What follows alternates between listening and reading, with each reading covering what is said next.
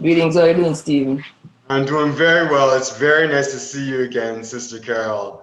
It's always a pleasure to talk to you. And how are Same you here. doing? Are you hearing me clearly? I am hearing you clearly. Are you hearing me? Yeah, ma'am, I hear you, I see you. Excellent. How are you doing, Sister Carol? I'm all right, Yeah, Just very concerned about myself, my family, and the world at large with what's going on. yeah. These are perilous times, truly perilous times that we're in. Now, Sister, of course, you've been interviewed countless times throughout your career, but I think that the first time that I interviewed you, shortly after you wowed the crowd at the first ever LA Reggae Vegan Fest, was extremely memorable. That was in 2018. Seems like ages ago now, I know. And because I'm not going to rehash any ground that you and I have already covered together, I would simply urge the people that are going to listen or read today's interview to Google up that first interview that we did, because among other things, you may recall, we discussed veganism, we discussed marijuana, we talked about Rastafarian beliefs and practices, we talked about respect for women, and we talked about some of your fondest memories, Sister Carol, of the late reggae superstars Dennis Brown and Sugar Minott. You told some stories about them that I think were really beautiful, and I hope that people will go and check that out. Now, sis, when I Let me last ask you saw this, you, just a yeah, second, man. Are you recording now or are we we are broadcasting recording. live? Oh, Huh? we're recording. You're Everything is recording. recording. Okay. All right. Yes. Now, sis, when I last saw you, you were promoting your ganja-inspired album THC, The Healing Cure, and you told me that at that time you had just completed another album, one you were going to call Reggae in Me Blood. Did you ever release that new album, Reggae in Me Blood? No. What happened with that? Sometimes, sometimes just like everything else, plans don't go necessarily as much as you put them into place, and things happen. Just like nobody know that will be experience a pandemic right now. Things happen. But my Unexpected. mother always say what doesn't cost life doesn't cost anything. So, I'd say that album come to face what we call gridlock within a traffic jam. Yeah. Yeah. And we're waiting on certain, probably legal issues before it can be cleared for it to be released. So So it's there. It might still come out. yes, most definitely, Okay. but not as planned. Right. Now, Things change, just like everything else in life. true. Of course, just last month you released a genius, I think it's a genius new album called Opportunity on the Tafari record label. And I want to ask you a number of questions about that album that you just released. But before I ask you about Opportunity, I would be remiss not to point out that in the last year, in 2019, you were involved in at least three major collaborations. First, as was well reported in the Jamaican press, you were recruited by Michael Goldwasser at Easy Star Records to sing on a ganja themed song by pop star Jason Mraz. That's a song called Time Out, in case folks want to check that out. But also in 2019, you chanted and you sang on two, what I found to be extremely compelling songs, both of which have really excellent official videos that people really need to check out. First, you made a song with reggae icon Marcia Griffiths called World Needs Love. And and also just last month, close in time to when you released your new album Opportunity, you appear on a really exceptional moving song by your daughter, Nakiba, I hope I say her name correctly, Nakiba Amaniye. Amaniye, Um, Nakiba Amaniye. Yeah. Thank you. That's called My Jamaica. These two collaborations that you did last year, World Needs Love and My Jamaica, I found to be stunning, not only because the songs and the videos are beautiful, but because the subject matter, violence, and in particular, violence in the form of police brutality and socioeconomic equality, they are front and center in those songs. World Needs Love even came out before George Floyd's killing by the police. Can you describe how these two collaborations, this one with Marcia Griffiths and then also with your daughter, I guess start with Marcia Griffiths, how did that come about, you and Marcia getting together? Okay, so the idea for the song came from our producer, Mr. Noel Alfonso, with the song "The World Needs Love." Yeah. And Marcia's long been a inspiration ever since I was a child to me, and I had the opportunity of working with her many times. So when I asked her if she would sing on the song with me, um, she didn't hesitate. She just came on board. So we did the song together, "The World Needs Love," and you can see clearly the world needs more than love right now. True. True. Now, the video for World Needs Love begins with some clips of violence around the world, police violence at protests, gang violence, school shootings, hustles, killing. And then the scene turns to Jamaica, where a friendly game of dominoes turns deadly. Of course, the message of the song, same as the original, the one that was sang, I think, by Jackie DeShannon, is unmistakable. But apart from how beautiful Marcia sings the melody and the depth of what you chant on the tune, I was also struck in the scenery in the official video. There's you and Marcia dancing and singing with some lush mountains, I believe in Jamaica, in the background. And also there are signs in the video for Southermere Road, St. Mary, and then another one says, "Welcome to East Rural St. Andrew." I was curious as to whether there was any significance of those signs in the video and why those locations were chosen. I know that you live partly, I think, in St. Mary, but what was going on with the Southermere Road and welcome to rural St. Andrew? Well, I feel like the producer for the video wanted to capture the more scenic places, and within the scope where we were in Kingston, because I'm living in St. Mary, so I came to Kingston to see Sister Marcia Griffiths and for us to, go up in the hills and do the video. So I guess in his own eyes, wherever he saw it fit to shoot there and to captivate the essence and the just the nature of the people every day. Yeah. So it's truly a really beautiful video to watch. Now, turning very briefly to the collaboration called My Jamaica with your daughter Nakiba, that was released just about a month and a half ago. Like I said, the song and the video are really impressive. And honestly, this song alone has made me a huge fan of your daughter. And frankly, anxious with anticipation to see and hear what she's going to do next.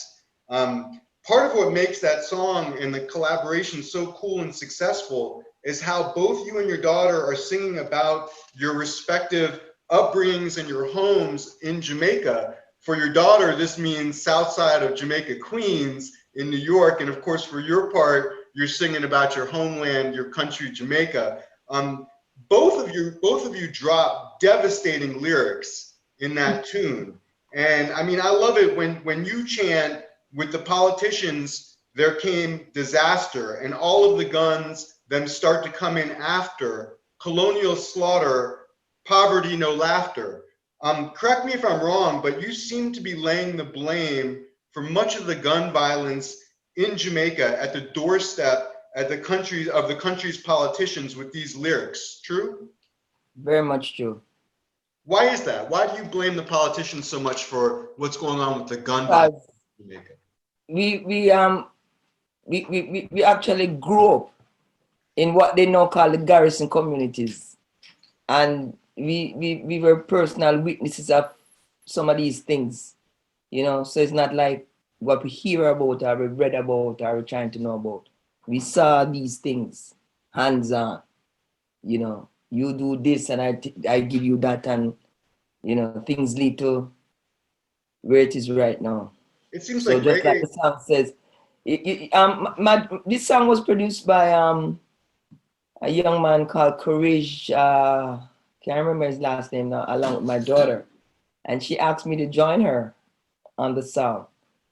So she asked me, Mommy, could you spit something on this song? And I wrote something and I sang it for her. She goes, nah, you gotta come better. Wow. She did.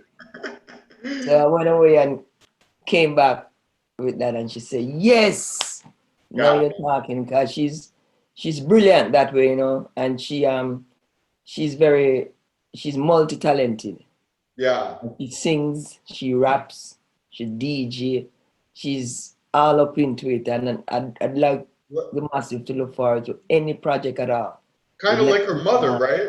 She's kind Huh? of like her, she performs in much the way her mother does in terms of her versatility. She's like a chip off the old block in many ways, I would say. Yeah, and reciprocal speaking, I'm a great fan of her.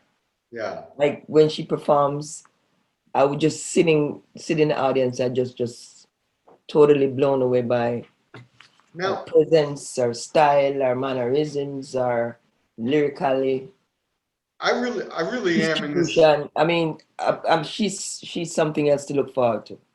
and She's also involved in the hip hop world. She have done music with some of the guys from Wu Tang like Capadonna, wow. and she did she also has a project presently out called the Roots Project with Yeah. another brother called Mike Black. So Wow. you might want to check her out over on that side too. And she do She's her very, reggae thing very at sometimes. But home. Very yeah, at home. she's also a school teacher as well. Oh, she is? Yeah. Wow. Wow. And most people, of course I know, and, just to state for the people watching this and, and reading the interview that Sister Carol was a teacher. At the same time, she was an entertainer in New York and got her degree from CUNY in New York. And I believe you were an elementary school teacher, if I'm not mistaken. Is that right? Is that what grade you Yeah, taught? man. Yeah. I did some student teaching at PS 166 in Manhattan Uptown and also PS 124 in Chinatown for Wow. about 2 years. Wow. So that experience is one that I treasure for a lifetime because it now helps me to do what I'm doing because I'm basically teaching and introducing a different lesson plan on every song. You are. I have to agree with that. Now, I want to ask you one other thing about that video that you did with your daughter, My Jamaica, and that song. Another thing that struck me about it is when Nakiba rhymes about her father having gotten 50 stitches and then being the only witness, or at least the only witness the police could speak to. And then in the very next sentence, she recounts how her brother got stabbed on the Avenue. Um, Truthfully, I was awed. I was awed both by Nakiba's stature when delivering these hard-hitting verses, but also I was saddened to learn that your family had suffered this violence in New York. How has this violence that your family's endured? How has it affected? How has it affected your family? Well, give God thanks, we overcome, but it's just showing you the real experiences of what happens to just about the average family out there. Things happen, and it's not what happened, is how you react to what happened and what kind of message is in it for you. So True. she's actually talking about real life experiences that she had, and she's expressing it through the song. Let me tell you about my Jamaica, Queens, that I'm living in. This happened. We're about 4 minutes away from where Sean Bell got killed. Just like, yeah, about 4 minutes away. Yeah, you can see the So mural in yes, the video. Yeah. right. So these are real life issues, and people can identify with that because they're living with it as well, and see how we have seemed to be moving forward, but there's no real progress. There's no there's still no changes in the systematic way of going about things. Police Frustrating. brutality, discrimination against one set of people. It's what she's expressing. You True. know? Now, since the song begs a comparison between Jamaica and then also Jamaica Queens in New York City, and since you're very familiar with both, dividing your time between New York City and Jamaica, even to this day, I understand. Um, which location is more violent, more dangerous in your opinion, and why? Jamaica Queens, New York, or Jamaica, the country? Well, I must say it's Jamaica, the country, because in comparison, it is such a smaller place than to say, America is like a continent. Jamaica is a very small little tot island, yet our murder rate is seem to be escalating every year. Yeah. And you wonder how so much things happen on a little island like that. Not to say that there isn't violence here in New York, but comparatively speaking, Yeah. Jamaica is way ahead. Yeah. Now, putting aside police brutality for a moment, um, what is the same and what is different concerning the causes and the consequences of violence in Jamaica, the country, as compared to Jamaica, Queens, and New York? Are the causes of violence and the consequences really the same in both places? Well, in some instances, because we are just one people and we have the same needs and the same expectation. Food, clothes, shelter. Sometimes it's by the means and by which how you create or how your liberty is going at the time. You probably run into instances and circumstances that make certain things happen. But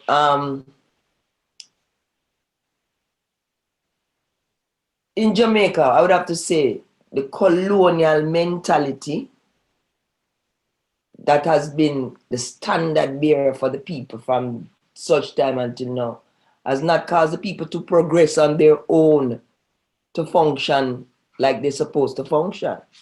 Yeah. They're still being deprived of so many things. And it's like a cause and effect. Yeah. You know what I mean? We can So never we can never get rid of the violence until we deal with some of these root causes, right? In both places. exactly. Yeah. You're not go prune the tree and cut off the branch and the leaf and expect change it. You have to dig up and uproot the root and do it with it. So well said, sister. Sis, I'd like to turn now to this dynamite album you released last month called Opportunity. You've released many albums, but I think the sound quality combined with the depth of your lyrics on this new album make it one of your best albums. Do you agree? I'd say it's a very, very, very good album. I would not say it's my best album Fair enough. because Do you have a favorite album of all the ones you've released? um not yet. Good answer. Good answer. I Not understand. yet. But this album is really an exclusive and it's a true collector's item. Um what happened is I had the opportunity of getting the opportunity to record this incredible album with an incredible producer. Glenn Adams. Yes, and was also co-produced by some iconic people in Jamaica like Lee Scratch Perry and Bunny Lee, which just passed away. May his soul rest in peace. And it's something that I couldn't have even refused, even if I wanted to. Now, my understanding is from the promotional materials that I received about the album is that you actually had many of these tracks on the shelf. That you had produced this album in 2008 or 2009 with Glenn Adams, who also sadly passed away in 2011. Um, and you had these Passed away in 2010.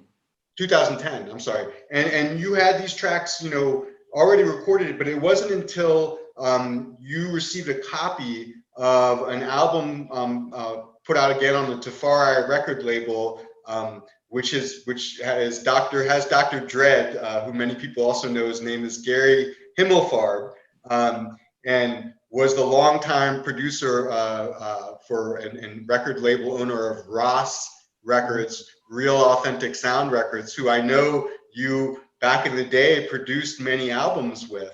And that once you received a copy of this album that because I guess he's getting back more into reggae again, and on this Tafari record label, and that he produced this album with U-Roy, My Cup Runneth Over, where U-Roy is chanting over some Bob Marley rhythms. And my understanding is that when you got a copy of this album and realized that you also had done a similar body of work over a decade ago, that this prompted you to want to get back in touch with Dr. Dread and let him know, hey, I have an album that's similar, ready to go. Is that kind of how this transpired? You're kind of like about 90%, yeah. You're kind of like right. But what happened is we had this album, like I said, since 2008. After Glenn's passing, we thought about how we would release it, and the answers just never came. So we never rushed it, and we never tried to go about it in a manner that it wouldn't get to the people the right way. Yeah. So earlier on in this year, after the success of Jason Mraz's album, Look for the Good, Yeah. the song I did with him, Time Out, Right. was on the Billboard charts, and we were getting a lot of press and a lot of publicity about that. And we wanted something to ride that kind of wave, because this is how music is. People look for the most like recent thing. True. And then, if it's not followed up by something, then sometimes it just fade away. Right. So like I told you before, the album that was supposed to be in that position was really Reggae in My Blood, as you can see. But somehow that got caught up in traffic. Right. And then opportunity at an open lane and just came through and made an exit. Yeah. Now to the same story that you're saying, because yes, when I heard My Cup Run It Over, I'm like, wow, I'm on these same rhythms. True. So we just say, yo, wagwan, Dr. Dread, and welcome with open arms and assist us in getting it out there to the people. And I like what's happening, and I'm thankful and I'm grateful for the opportunity, because it's a great body of work, and I wouldn't wanted it not to get to the people. And he was of great assistance, so we just welcome the opportunity to release opportunity. Had you maintained this relationship with Dr. Dread all these years? I mean, he supported your music way back in like the 80s and 90s. Had you always had this relationship with him, and what's it like working with him? Well, earlier on, my first album that came out on Ross Record was an album produced by Jalife called Jah Disciple. And then I'd gone into my own production after, and I produced an album called Mother Culture. And he was the first person to actually license one of my records from my own production as Black Cinderella Records. So it's like you always remember, yeah, the Virgin will give you a salad from we out, so we go throw him back a salad, Yeah, so bring it full circle. Yeah. Yeah. And we have always had a good relationship since that time. Now, Yeah. You mentioned working with Glenn Adams, and I think many people know that Glenn Adams, is very famous in the reggae community. Having co-founded the Heptones, having been with the Hippie Boys, that's later turned into the Upsetters, and he recorded with Bob Marley. Many people think about his organ playing on the song Mr. Brown. I believe he was also partly responsible for Bob's song Concrete Jungle. He's just steeped in reggae history. Um, is it a bit bittersweet to release this album, knowing that you worked on it so hard with Glenn Adams when he was alive, and it was one of the last things he did? Is it bittersweet to see it come out now and not have him be able to enjoy it too? Well, I wouldn't describe it as bittersweet because I really wish he was here to Yeah, see it out and just getting all the love it's getting and get that kind of accolades that he truly deserves. yeah, But in my own way, I wouldn't say bittersweet because we are led to believe that we are human beings that sometimes have a spiritual experience, but we are really spiritual beings that have sometimes a human experience. So yeah, he has made his transition, but for me, he's mhm, here. He's a eternal soul and he's not gone away. So he know what's happening and he see what's happening. respect, sister. Now, what can you say? I want to ask you some questions about the lyrics on the album, but can you say what was the most important thing that you took away from having had that opportunity to work with Glenn Adams so closely? What did he impart to you? What was one of the biggest things that you got from this experience having been able to work with him?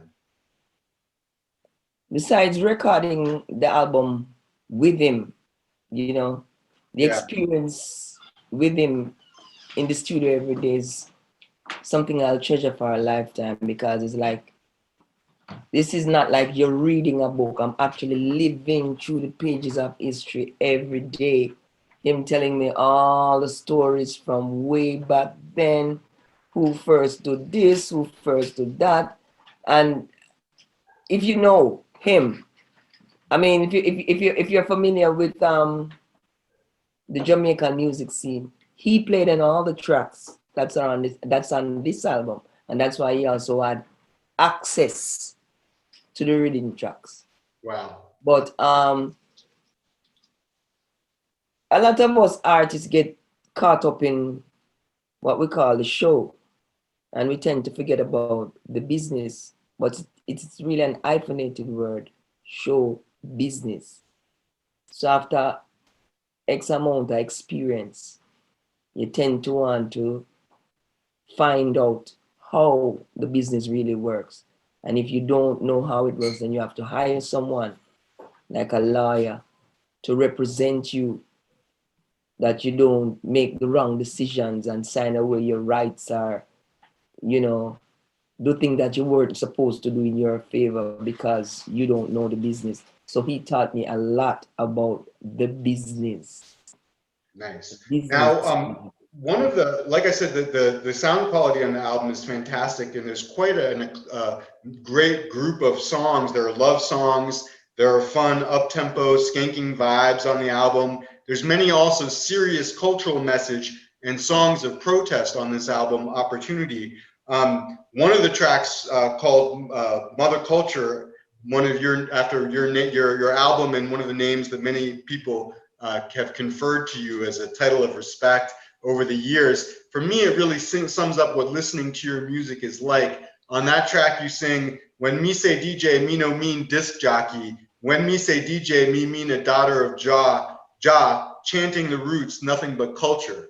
Do you agree that lyric really encapsulates your music as an artist? That you're a daughter of Jah, chanting the roots, nothing but culture? Does that album really Exactly so. encapsulate? And And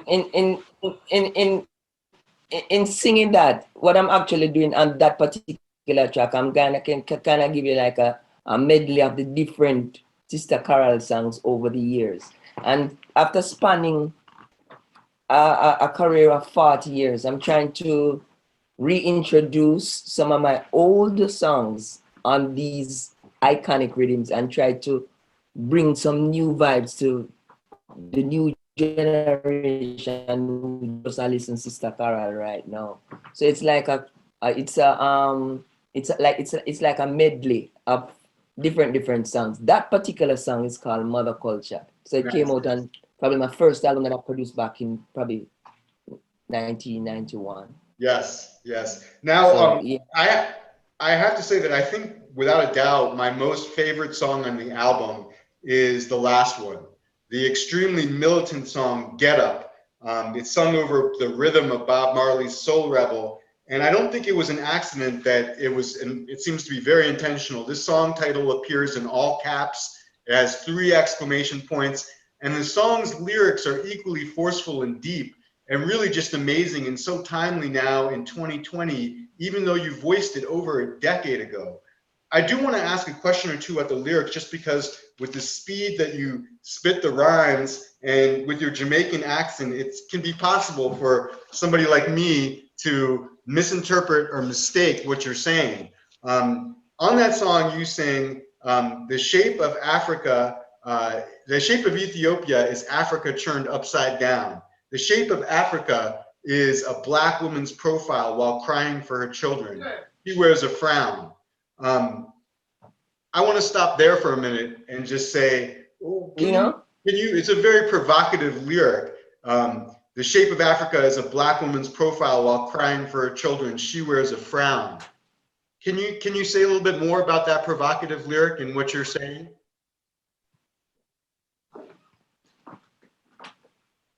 what did I do now? Oh, Sister, can you hear me? your internet connection is. I lost you a little bit a while ago because Oh, I'm it was sorry, sister. stuck. It was stuck in. Yeah, But I'm sorry. I could tell you lost me. Can you hear me now? you can repeat the question.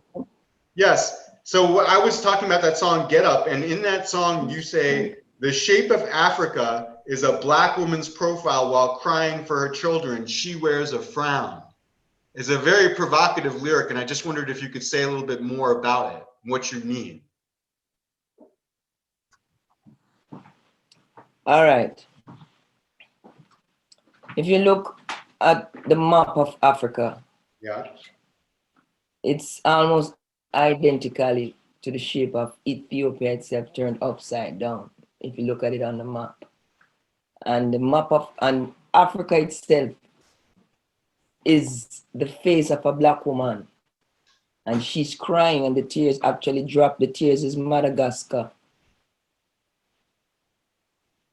You Wow. get me? Yeah. Wow. Um, Sister, your video is freezing up just a little bit, but hopefully you can still hear me. Can you still hear me? Hello? Yes. Can you still hear me? Sister? It seems like we're just having a little bit of audio or video problems. Sister, I'm going to stop this and I'm going to call you back on, I'm going to try to reach you again on the Zoom. And you have the mindset of what our ancestors have been through. It's mind blowing. Some of us I say, yo, enough. We have to start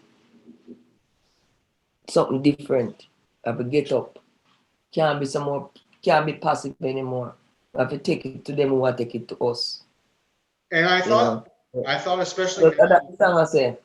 yeah, especially now with what's going on with the protests and police brutality, I thought it was a very powerful song. I mean, you sing on the song, enough with the cool down or the chill down with the passive, tired of the cool, me no keep silent, me no promise them to be nonviolent.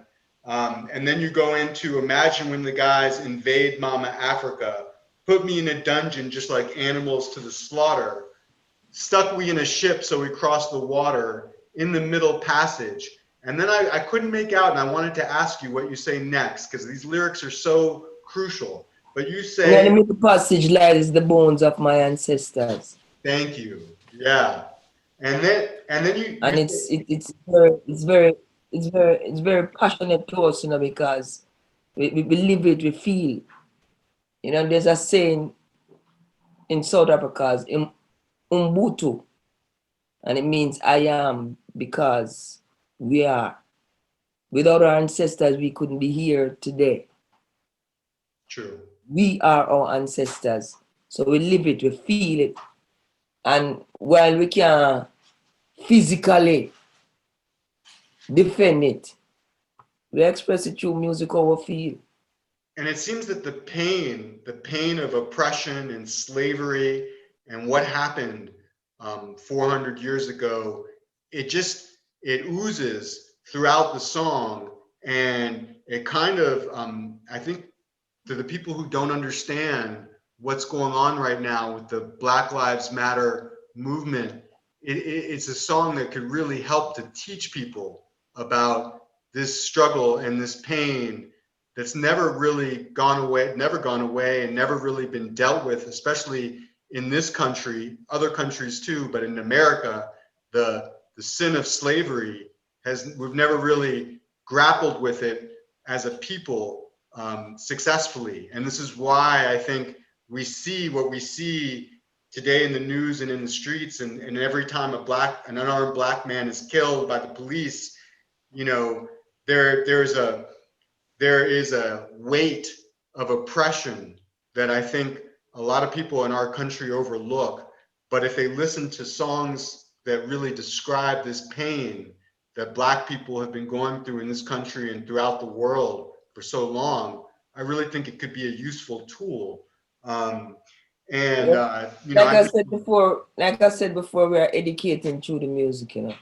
Yeah, And while the walls of bigotry and hate is painted everywhere, when I say everywhere, in every crevice, every corner, it's hard to just sit and not say anything. So if it's even a musical protest, we thank have to express how we feel. And that's what's coming through on that song.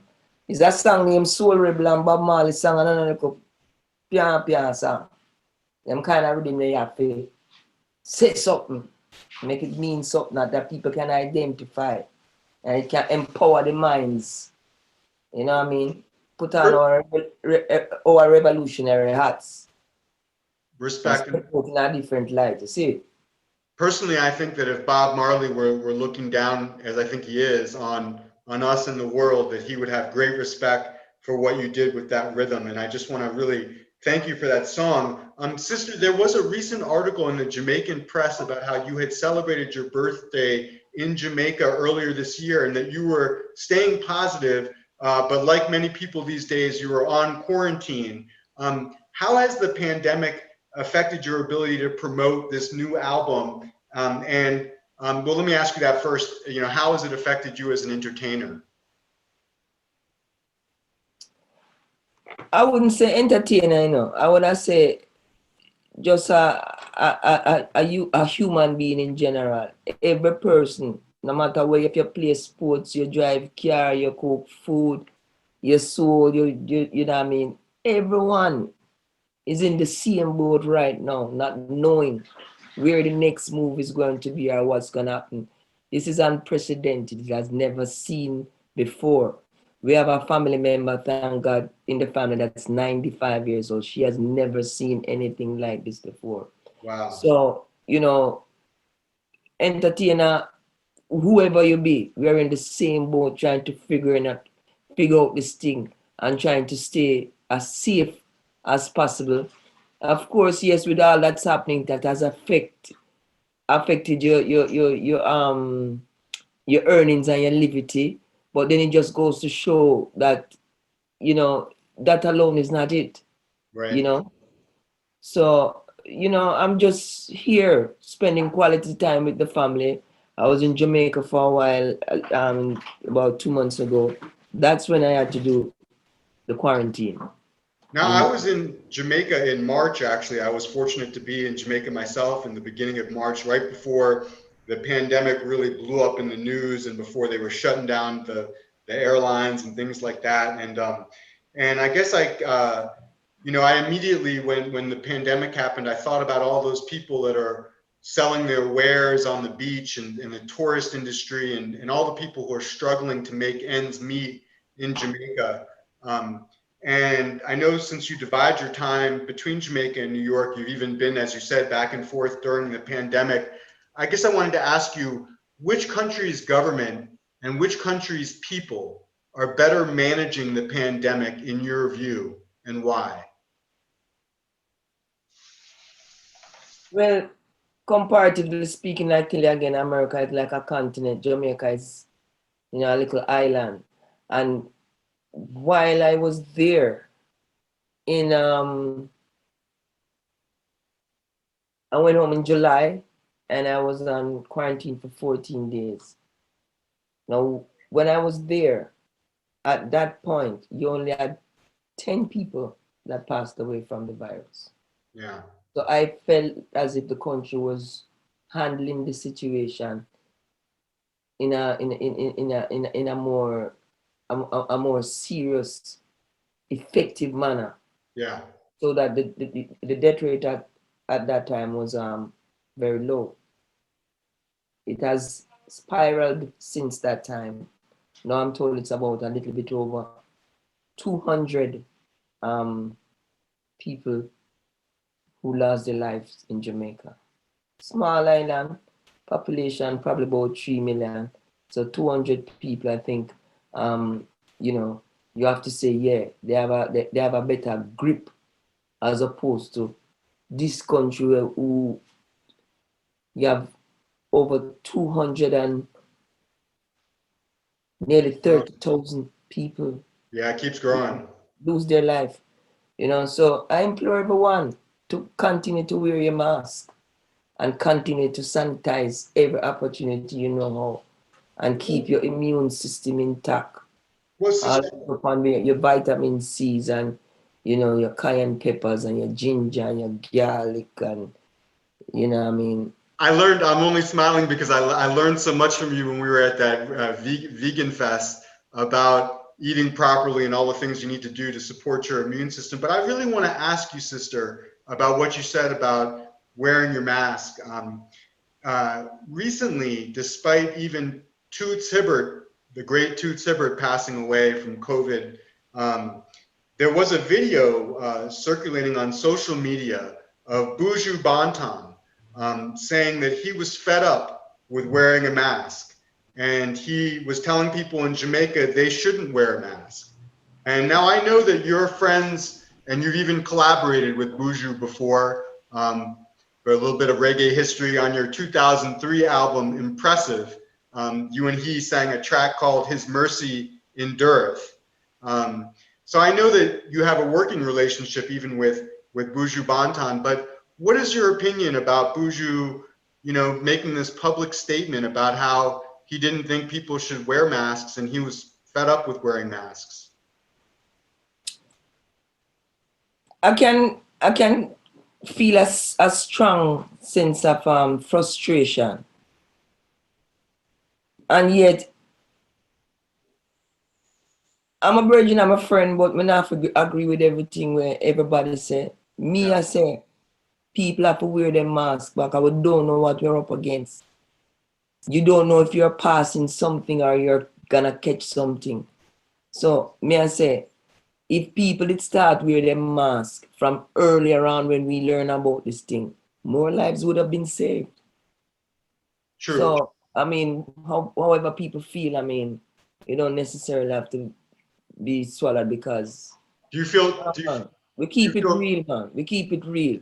do you feel the same way about Donald Trump and him making fun of people wearing masks and disparaging mask wearing? What do you think about what Donald Trump has done about on this subject? Well, me tell you already now, say the walls are painted everywhere with hate and bigotry. So there's nothing positive to look forward to. Wow. And that's all I'm gonna say. Sis, I only have three last questions for you, and I want to thank you again. You've always been so generous to me with your time. Um, uh, Two of the final questions come from diehard fans of yours. I always, when I get the opportunity to interview a great reggae legend like yourself, like to let the people know and give them a chance if they want, if they really have a question that they wanted to ask or have me ask to you, to let that happen. And there's a gentleman who's on Twitter who loves reggae music. You can tell by his posts. He goes by the handle Brigadier Lion. And he wanted to know, sister. He said, he noted first that when an artist chooses to work with certain producers, there's something special about that combination. And I think you described that a little bit today, talking about your work with Glenn Adams. But what did you find in, he said, this is his question, what did you find in the Ja Life working group to have done so many projects with them? What do you think Hyman Wright and Percy Chin provided for you in your career? They were the first persons to reach out to me. As an artist, when you start to recognize that you have a talent, you start searching for producers to produce you and to get you out there, as they'd say in Jamaica, to boss you then, yeah. So I was introduced to Ja Life by my virgin Mikey Jarrett, and they recorded my very first songs like Black Cinderella and Jamaica Little Africa. Later on, went on to do the album Black Cinderella, followed up by another album called Ja Disciple that came out on Ras record label. So I'm saying without the strength and the love that they offered me to put me out there on their label to let the world know me, it couldn't have gone another way, and I'm very grateful for the opportunity. So you can't really deny the people that got you started. For sure. I know You have to that's show, right. you have to show eternal gratitude and love same way. Remember, say I'm missing servitude with gratitude, So, enough love and respect to Ja Life and Percy for the love and the gift of recording me early out that the world can know me. Percy Chin was also my manager for a good while as well, and he is largely responsible for. He was also like the main distributor at Chin Randy's record, and there was a place like the biggest distributing point with the music. So my music was sent everywhere, all over the world through Percy Chin. So And we have to yeah, thank man, those. so people really get to know Sister Carol. So I'm ever grateful to Ja Life and Percy. Yeah, man. I guess we as the reggae community have to be very thankful for them for putting you on the map and giving you this platform. Sister Carol, another fan of yours is legendary guitarist Tony Chin, who had a long career with the Soul Syndicate and also has a solo career. And I told Tony, I'm fortunate to chat with him every now and then, and I told him I was going to be interviewing you, and he wanted me to big up you for him, and he also said he wanted me to ask you if he said ask Sister Carol if she remembers me from 1986 Tokyo, Japan Splash when he was there with Soul Syndicate, and he wanted to know, did you remember him? Tell Tony Chin he needs to stop. How could I forget him? Come on. I didn't think it was possible. No, man. Soul Syndicate. No, man. There's so many times I've seen him since that time and he don't see me because sometimes I'm in the audience and sometimes I'm backstage waiting for my time to go on. Tony Chin, just go and big up yourself, man. Your contribution is large. And love Awesome. is the word. See, sir? I Can't forget man like you. I'm fully and China This and Santa. and and, and, Santa. and Santa Davis. That's right. What? Right. Japan Splash 1986. Thank God we are still here because 5 artists went on that Sunsplash, and I'm the only one. Wow. I'm the only artist that's still here. So give thanks to life and give thanks for all who's still there. I And carry on still here. and Sister Carol, I want to give thanks to you. I'm gonna ask you one final question to end the interview. But two you did say no. What's that? You did say two, you know. I add on the next one. I know, I'm sorry. You know, journalists, we do that. But this is the last. This is going to be my last question. But I wanna before I ask it, I just want to give thanks to you, sister, and I want to wish you all the health and all the happiness and every success. And I want, I hope that Jah guides and protects you always. You're one of my, sheroes and biggest music stars that I just, whenever I listen to your music, it brings me such a peace and understanding and a love. And so I just want to thank you for that. Sister, do you have any final message for your legions of fans around the world who, like me, listen to everything you say very closely? They say faith is the substance of things hoped for and evidence of things not seen. I implore one and all to keep the faith. Whomever you pray to or whatever denomination you're from, just hold the faith. Because we are in a very, very, very, very peculiar time right now where not even the next moment is promised. And while we can't go out and do like we used to do, try your best to make the best of the time, to spend quality time with family and quality time with friends and your loved ones.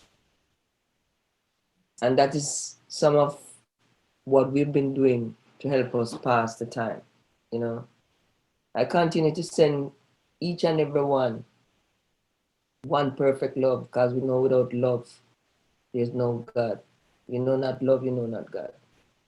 Sister, Perfect love casteth away all fear. So just continue to love, even when there's no love coming your way, same way, you know? And try your best to keep it safe and have a little bit more patience with everyone around you so that the love can flow easier, you know? so well said, sister. Thank you Yeah. so much. It's such an education. And sister, anytime you put out any music and you want to talk to a journalist or the world, please let's be in touch. And I'll be in touch with you again soon. Okay. Thank you always. And Many bless up yourself as well, because Jah gave it the word and great is the company that publish. And you're publishing. So let the people know what's happening and big up yourself as well. God I bless. know that everyone must go on out and support this album, because you must find something there to grab your Station heart, you know? So seize the opportunity and listen to Sister Carol.